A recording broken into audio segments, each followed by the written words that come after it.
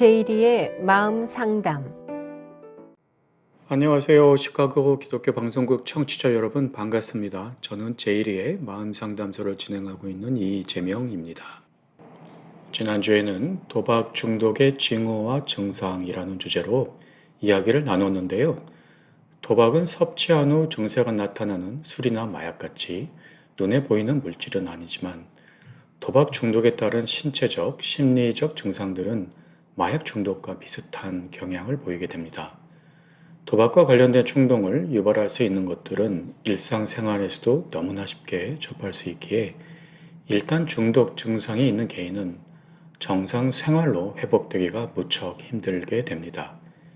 예전에는 그래도 특정 장소인 카지노 같은 유흥업소에 가서 도박을 했다면 지금은 스마트폰만 있으면 언제 어디서든 클릭 몇 번으로 쉽게 도박을 접할 수가 있는 세상이 되었지요.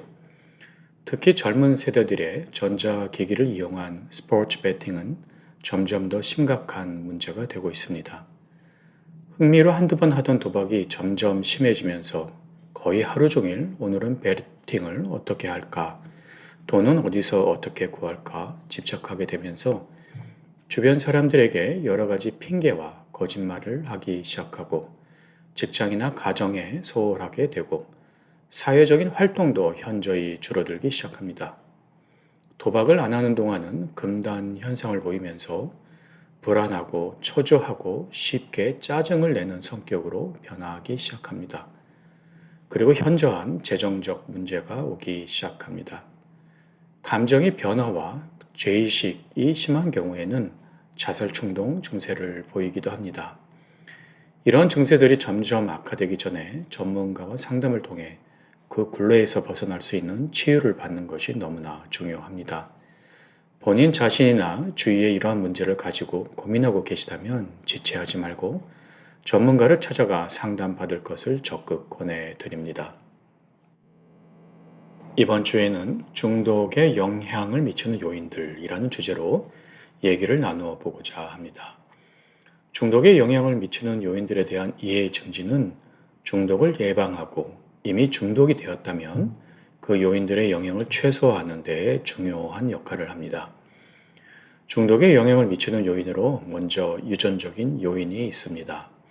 부모님들 중에 중독자가 있을 경우 유전적인 요소가 자녀들에게 전달이 돼서 개인의 약물을 어떻게 흡수하는지, 어떻게 반응하는지 일반인에 비해서 좀 더 예민할 수가 있습니다.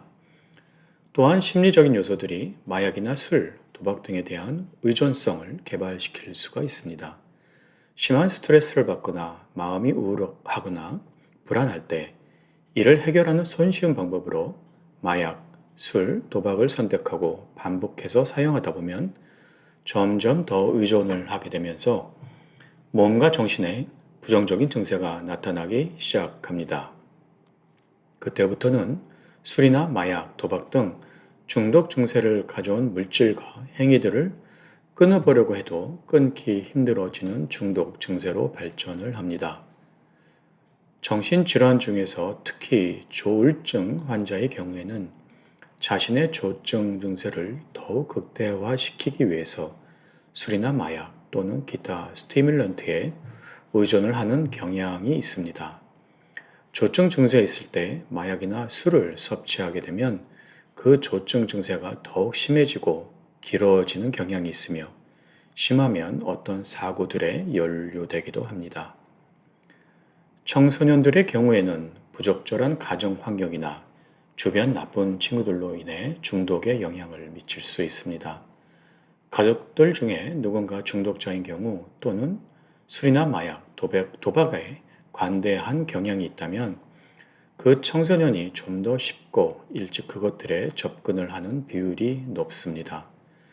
주변 친구들의 직접적, 간접적 압박으로 인해 한두 번 술이나 마약을 섭취하면서 중독으로 빠지는 경우들도 있습니다.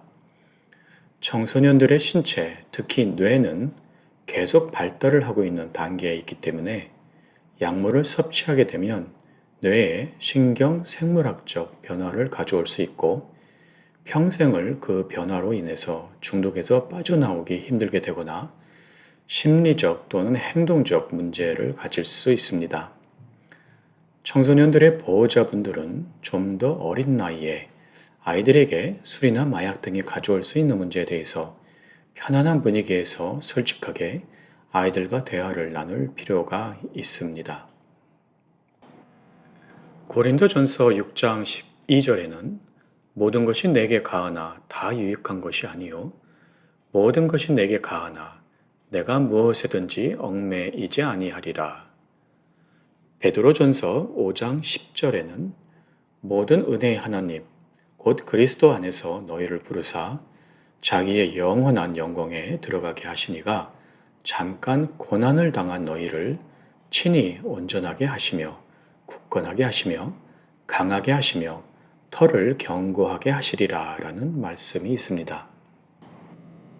저는 정신 심리 상담을 여러 해 진행하면서 중독의 위험성과 중독에서 빠져나오는 것이 얼마나 힘든 일인지 클라이언트들을 통해서 많이 접하게 되었는데 그들 중 자신의 증세를 인지하고 적극적으로 도움을 받고자 지속적으로 치료를 받는 사람들은 어렵지만 서서히 빠져나오는 것을 보게 되었습니다. 하나님의 진정한 도움을 바라며 그리스도의 의지에 하나님의 말씀을 듣고 간절한 기도와 함께 병행이 될 때 치유의 속도와 효과가 크고 지속되는 것을 개인적으로 보았습니다. 그리스도 그 이름과 능력은 치유를 넘어 더욱더 강건한 나로 만드는 힘이 있습니다. 그리스도는 사람을 통해서 그의 구원의 메시지를 전달하고자 하는 소망을 가지고 있다고 믿습니다. 잠시 무너져 있고 고통 중에 있고 절망 속에 있다 할지라도 그런 나를 온전히 치유할 수 있는 분은 오직 그리스도 한 분밖에 없음을 믿고 고백할 때 그 믿음대로 역사하신다고 약속하셨습니다.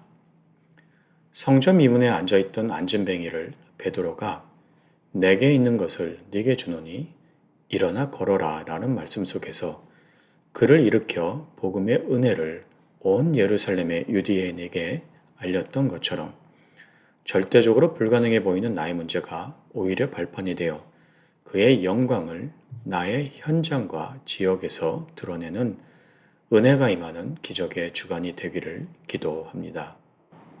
오늘도 저와 함께 해주신 청취자 여러분께 진심으로 감사드립니다. 다음 주 화요일 이 시간에 다시 뵙겠습니다. 감사합니다. 지금까지 미드웨스트 에이션 헬스 어소시에이션의 서브스텐스 유스 프로그램 매니저로 계신 제이리의 마음 상담이었습니다.